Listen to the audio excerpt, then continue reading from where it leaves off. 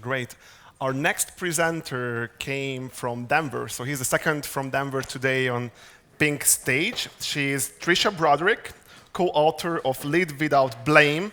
She's a leadership and organizational advisor with over 25 years of experience. Her transformational leadership ignites the growth of leaders and resilient, high-performing teams to deliver quality outcomes. Tricia boldly role models putting people first. Her aim is to create inclusive connections and collaborations that challenge and support people in an authentic, vulnerable, and engaging way. She's a highly rated trainer, coach, facilitator, and motivational keynote speaker. In 2020, she founded Ignite Insight and Innovation. When I asked her the question, what is the main message to the future developers or current developers, she said, keep learning. So please welcome with a warm applause, Tricia Broderick.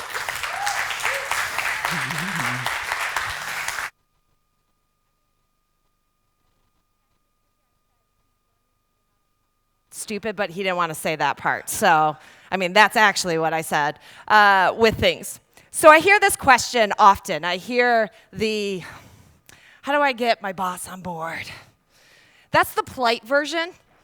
Honestly, usually I hear this version.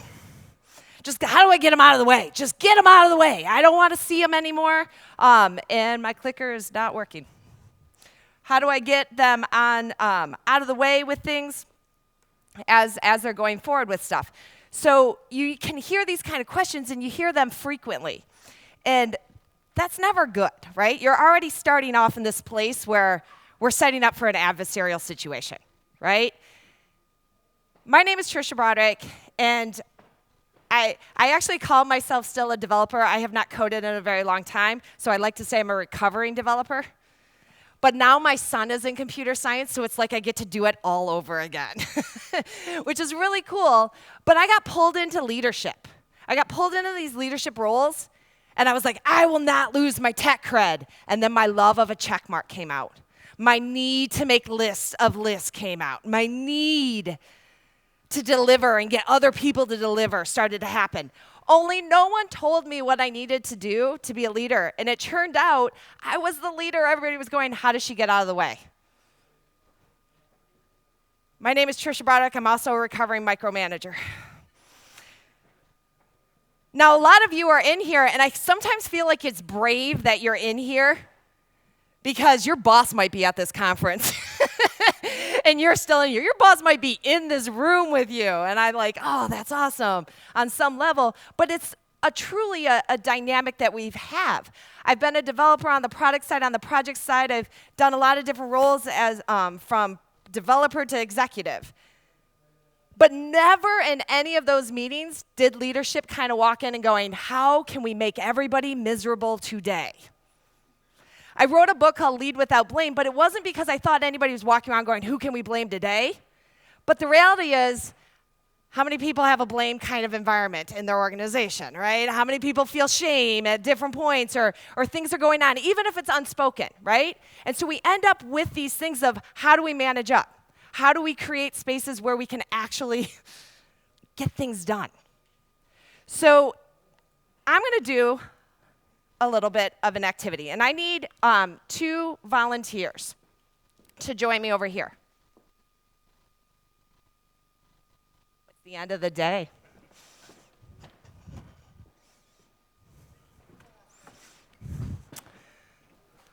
Okay.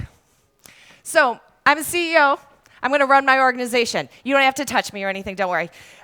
Wherever my hand, and wherever my hand moves, you move with my hand. So if I go this way, you come this way with my hand. So take a step this way. If I move this way, you move that way. Same thing with you, okay? So I'm CEO, going to run my organization, right? Very easy, lovely, it's good. I mean, I can even do little things, right? But we're pretty good here. This is not bad. I'm a great leader. So we're going to grow. I need 4 more volunteers, please. You're going to stay with my hand. You're going to stay with my hand. I need 4 more volunteers, but your hands are going to go out, Michael. Your hands are going to go out. Find a hand to put your face towards. You're going to stay facing my hand, though. Face my hand. Face my hand this way. Yep. Face my hand. So you're going to put your face kind of towards her hand. Another face here, one face there, one face there.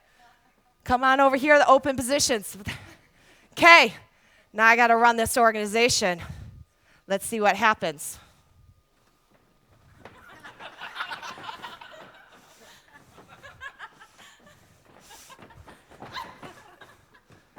Round of applause for our volunteers.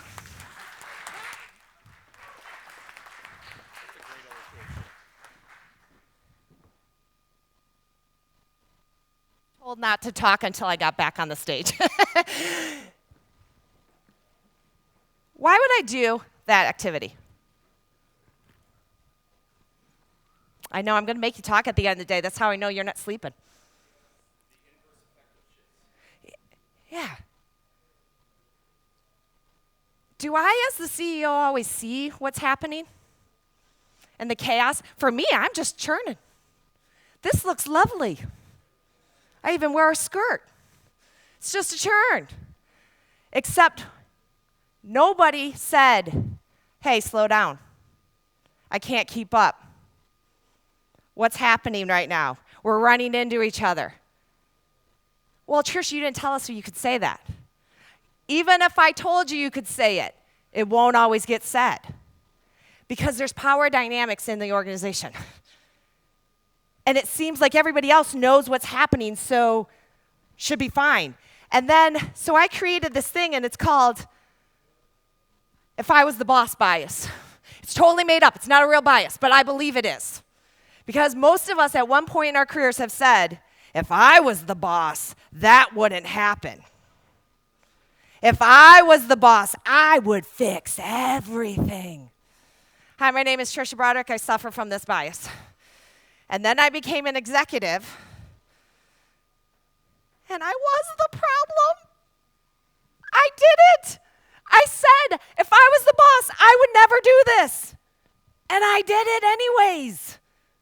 Because it is hard. It isn't somebody walking around, right? But it is tough. And when you're the one getting swung around in the organization, you don't really care how tough it is for that CEO. I get that. So I'm going to share some of the tips that I've experienced where I had to learn from some pretty bad situations where I was like, oh, my attempts of managing up sucked. And here's one of them, is to expand the lens. So when we typically bring to management, to senior leadership, a change that we want to have, we tend to not think about how we're motivating them to change. We think about how it's motivating us to change. I heard the speaker, and I wish I remembered her name, but she said, I love change that I introduce. And I was like, oh, that's brilliant, right? So when we're thinking about motivating, like, here's this change, isn't it obvious? But we tend to think of our motivation, not their motivation. We tend to think of motivating of how it makes so much sense. So I was the director of development. We had massive technical debt. Massive. And I actually don't like the term technical debt because it implies you could have avoided it. And just the pure fact of innovation and technology changes, like, you really can't avoid it. You can add to it really quickly in stupid ways, but it's always present, right?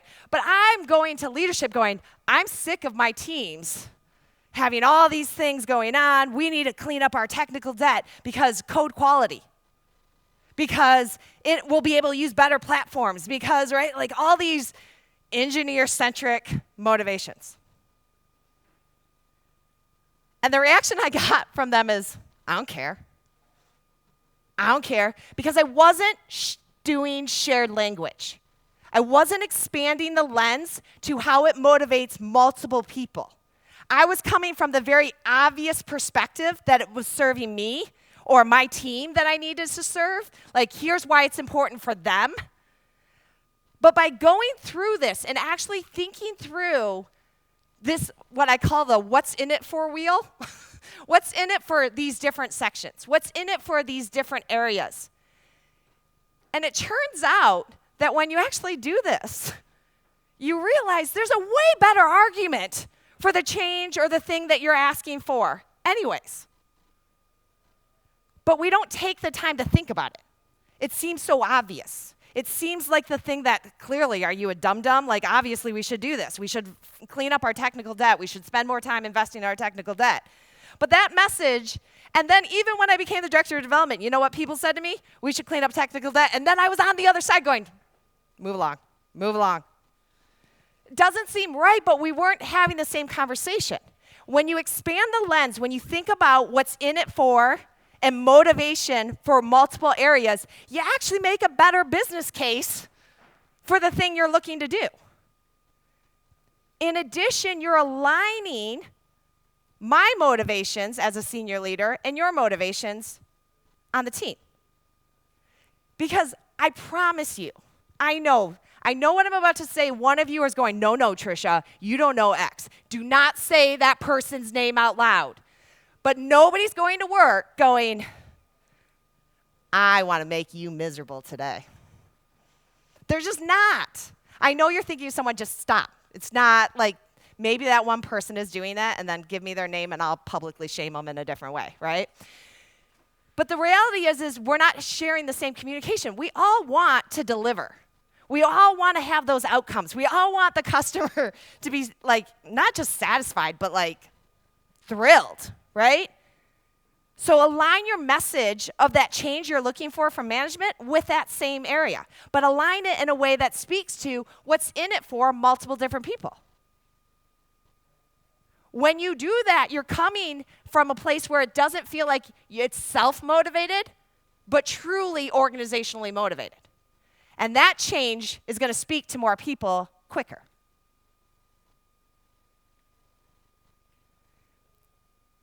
When I first started using this tool, I'm going to give you a little tip of what not to do as well.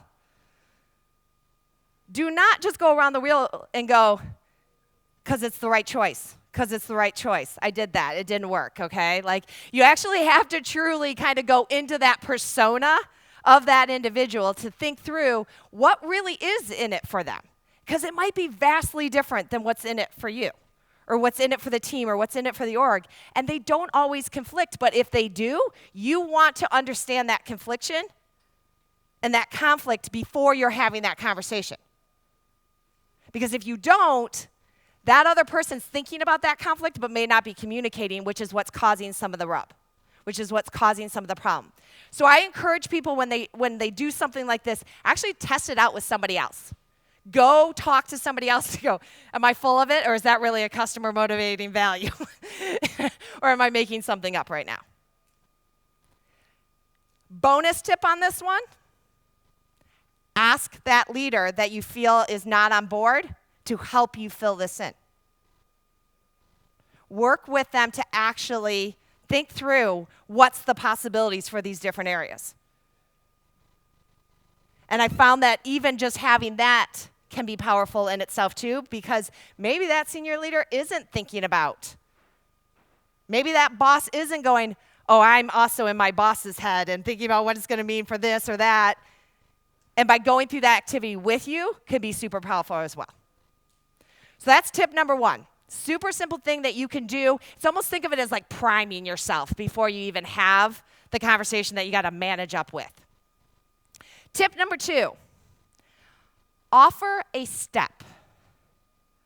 Now, this seems kind of obvious to some degree, but I cannot tell you how many times I'll hear people go, well, we experiment, but the experimentation is like all or nothing.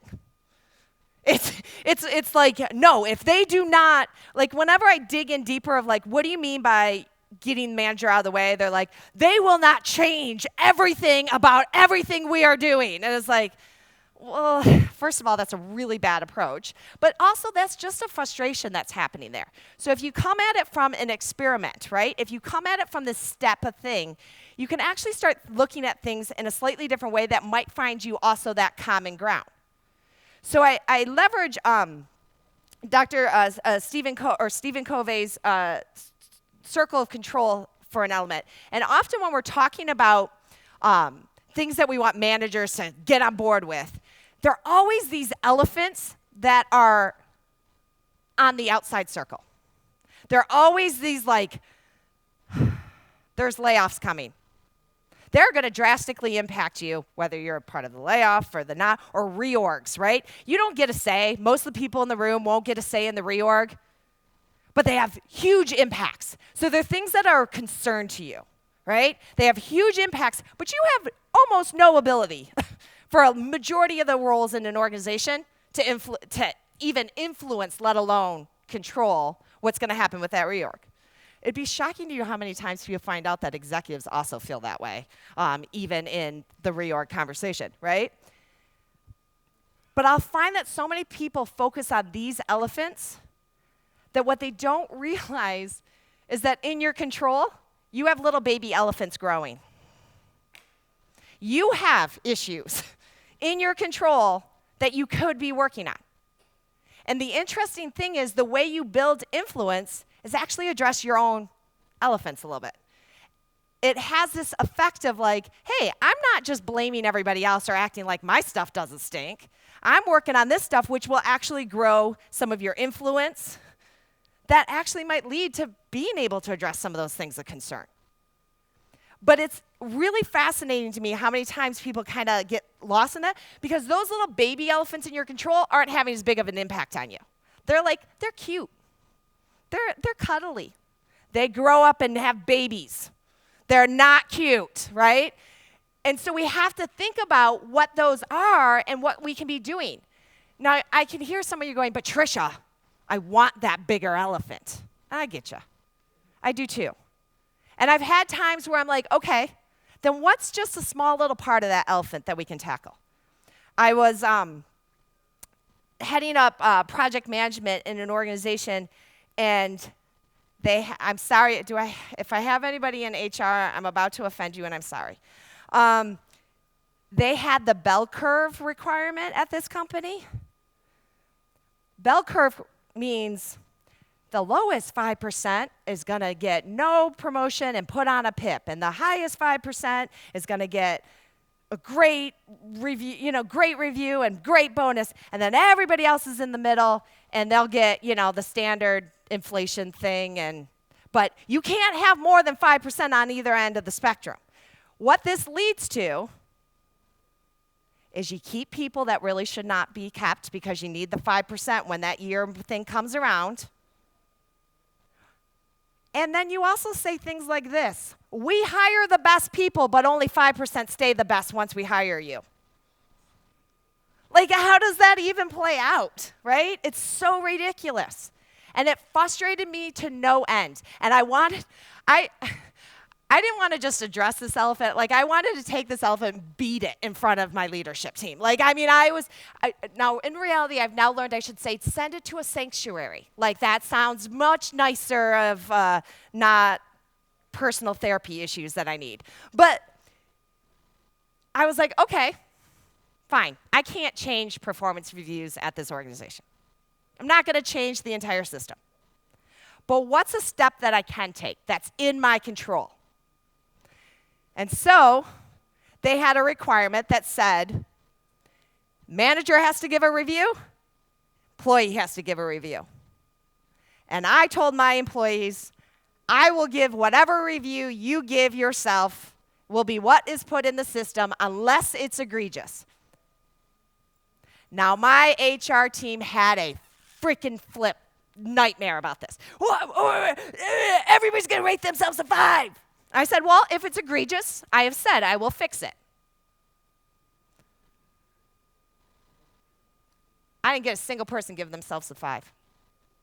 Because we're actually way harder on ourselves than you will ever be. And so all those fears that HR had actually didn't come true.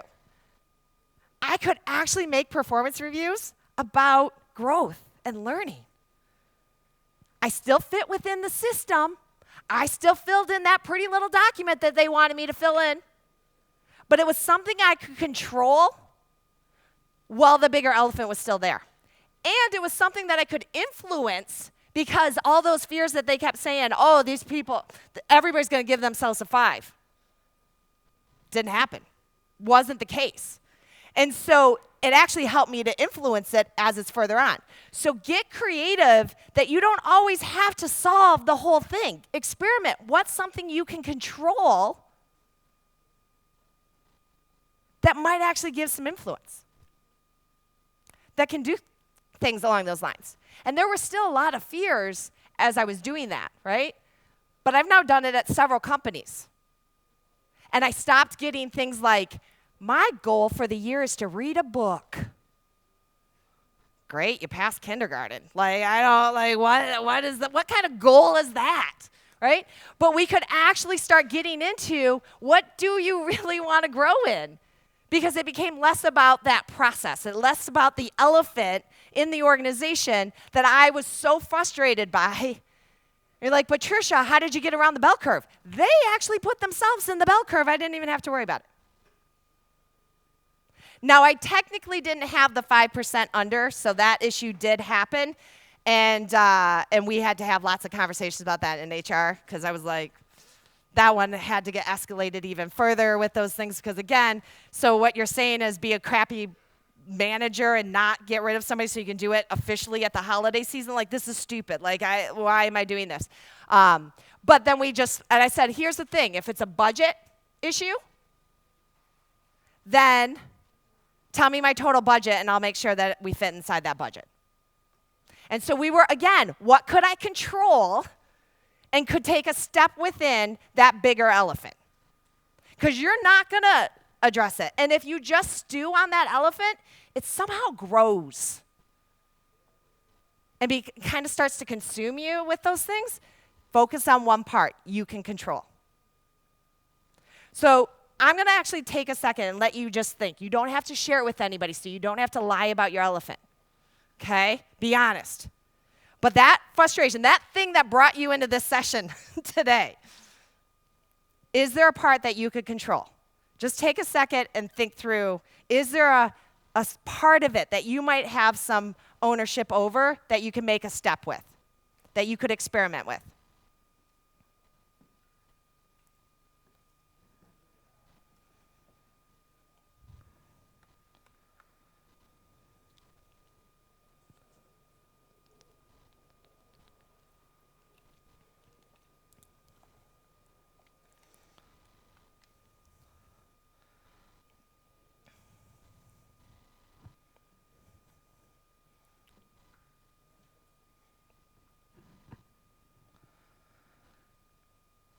It's getting progressively hotter in here. Woo.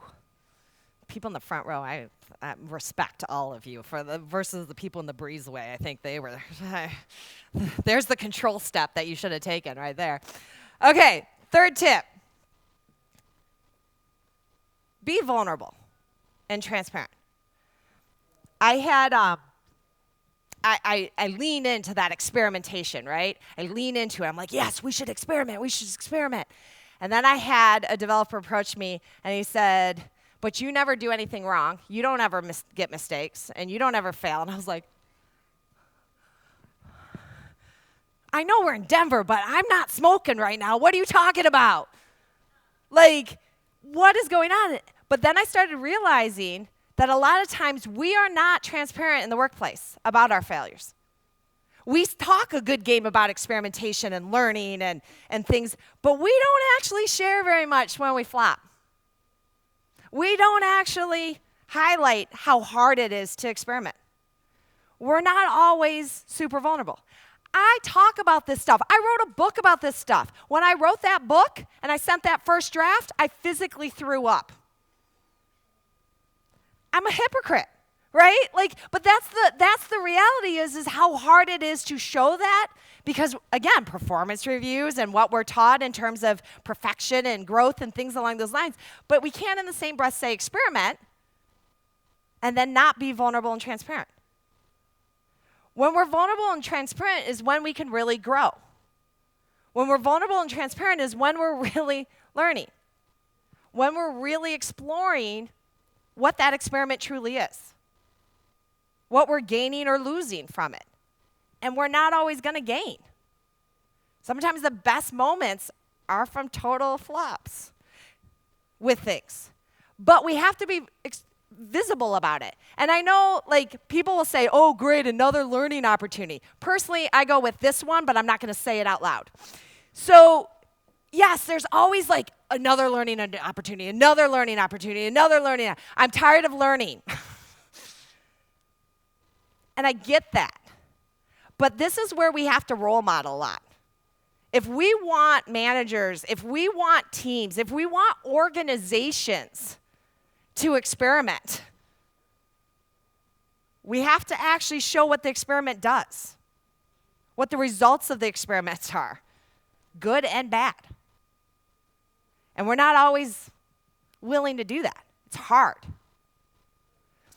When I started sharing, I overshared. So just FYI, that's the bad part of the tip. I overshared, and I started telling, I created a laundry list outside of my office with all the stupid things I did in the last hour.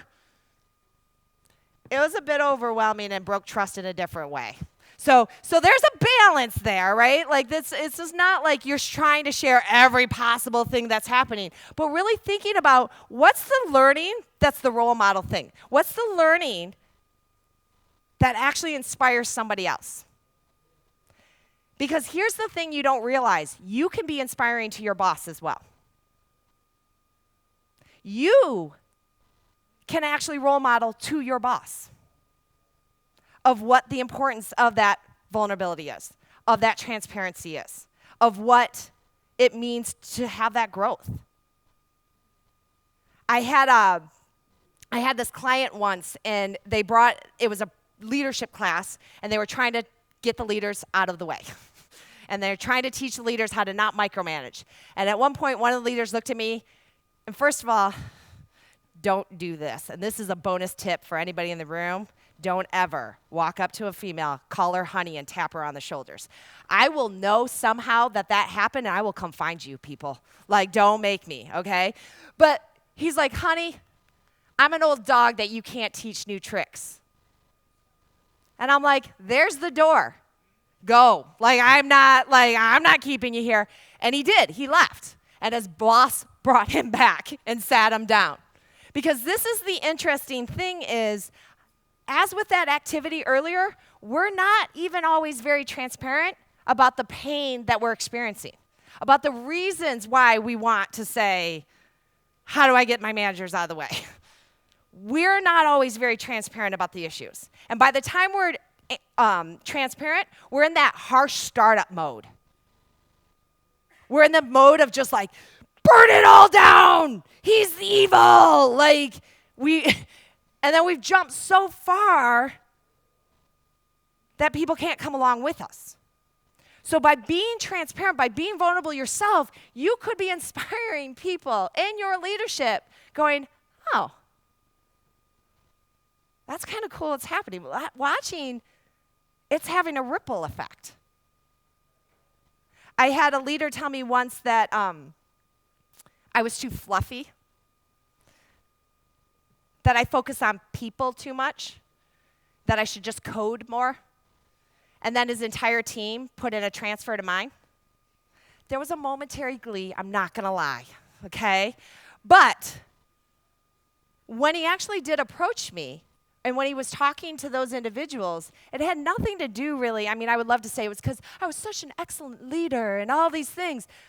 The number one thing they said was that you could be honest, that you could be transparent about what was the elephant, or what was the issue going on, or what was the experiment they wanted to do.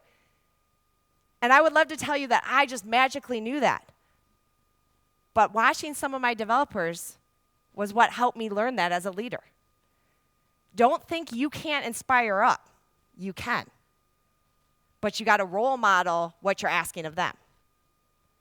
If you want them to be more vulnerable, if you want them to experiment, are you experimenting? Are you being transparent? Are you calling out and going, whoa, whoa, whoa, this is crazy?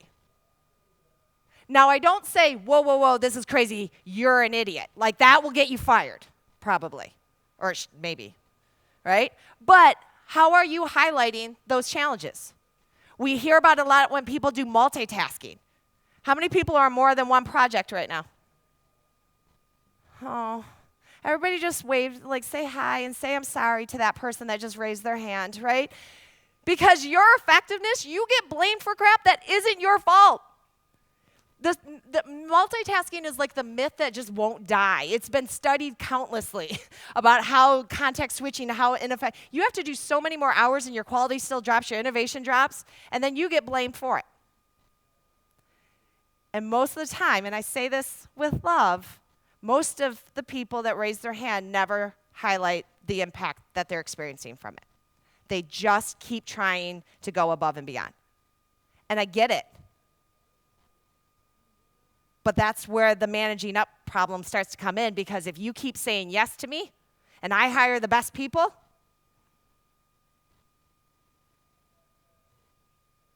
nothing can change.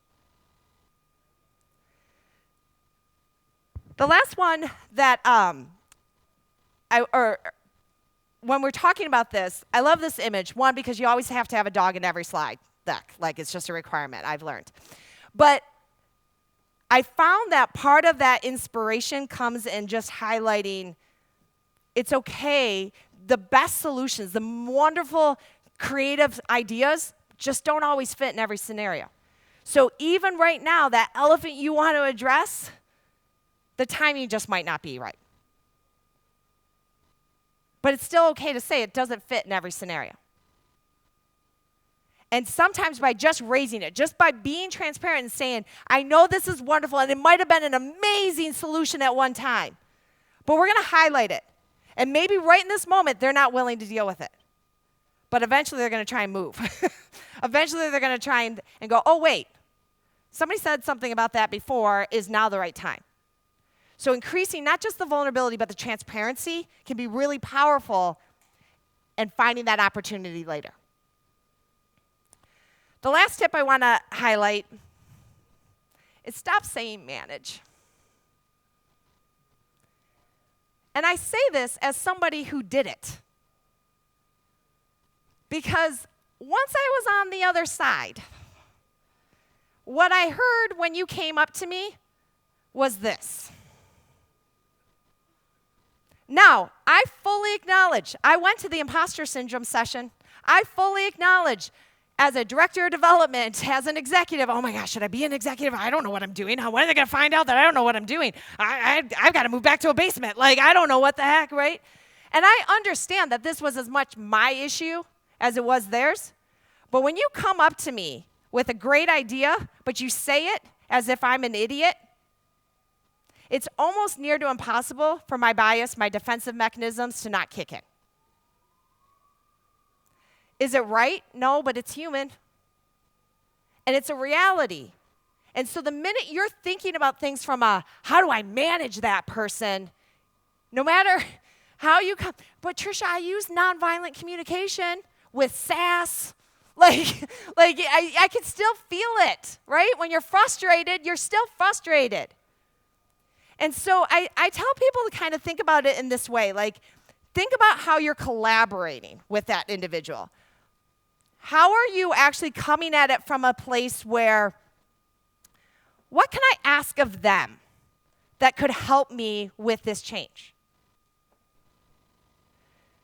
So I think about it in terms of kind of exploring the possibilities with things in the sense that, like, I wanted to make this change where we were going to do dynamic reteaming. Before Heidi Heflin wrote the book, like we called it P90X, because I'm aging myself right there. But it was the developer 90X. So like developers hopped from team to team and worked on new skills and muscles. And don't judge me, okay? Like, it's what we came up with. It's what we called it, okay?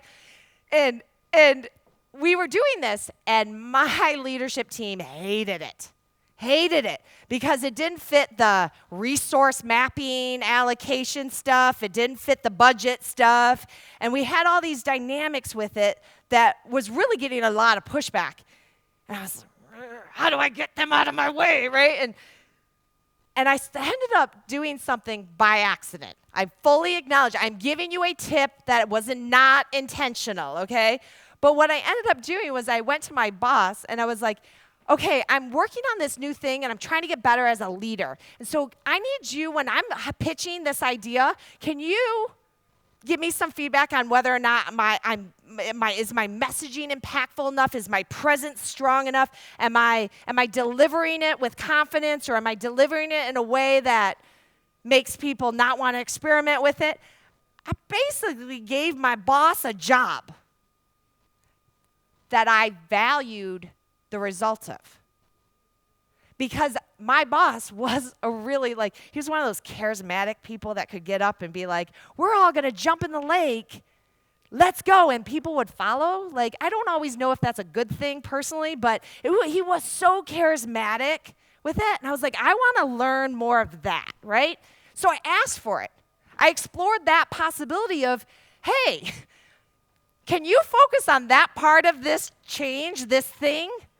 Well, I focus on that part of this.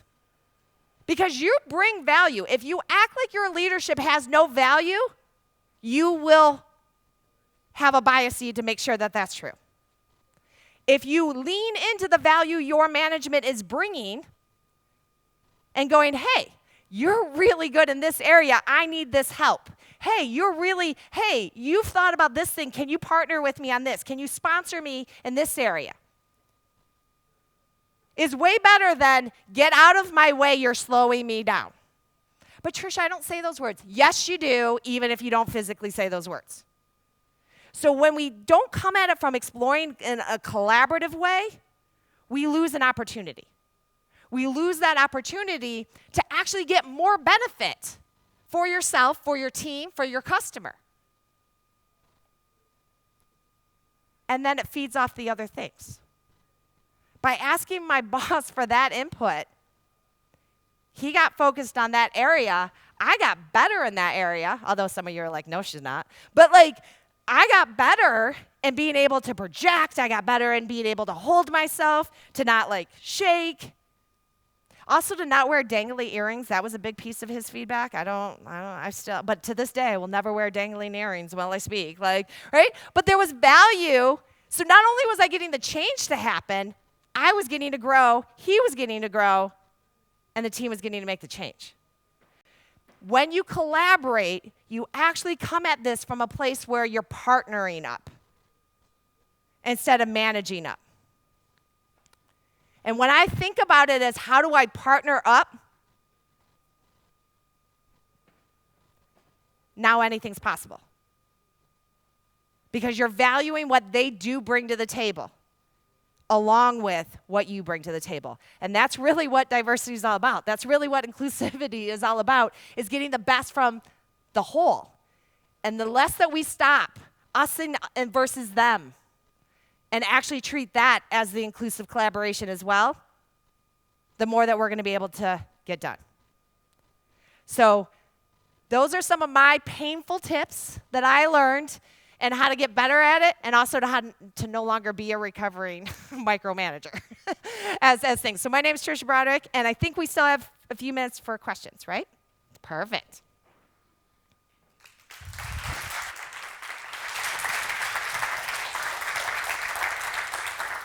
Thank you, Tricia. So any questions via Slido? Not yet. So let's start. Can you tell us more about your failures? So provocative a bit. I know, I fail a lot. But there's a dynamic of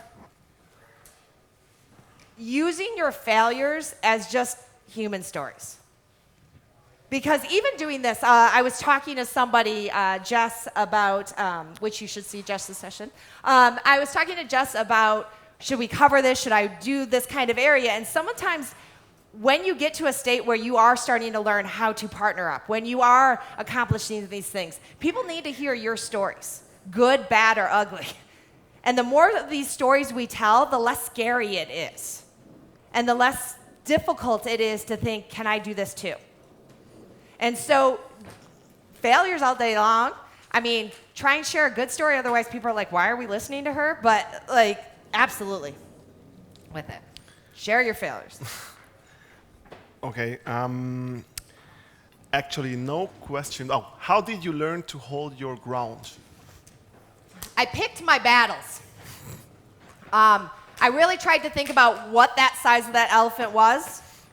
I wasn't going to stop that company from getting rid of the bell curve. It wasn't going to happen. They were like proud of it, speaking at conferences about it. Like it was not going to be the battle I was going to win. And so I think about the timing of things or what you can control. And so it gets really easy to like, how am I going to hold my ground when I'm actually focused on what I can control? Then that line gets easier of like where you're holding the line versus where you're kind of elevating and escalating something, but you're letting that time and play as it needs to. When is it time to skip levels upwards? When is it time to skip levels? Anytime. If I even hate, like that question like literally makes my hair go up on the back of my neck. The reality is you should be able to talk to anybody anytime. And if you do have a boss that's like, you just skip leveled me, which I have had, and then he made me cry in a conference room at a client site once, right? And the reality is chances are you're not respecting that person on many different levels. And you should be looking for mentorship, guidance in multiple areas of your organization. It doesn't just go through your boss, direct line of management anyways.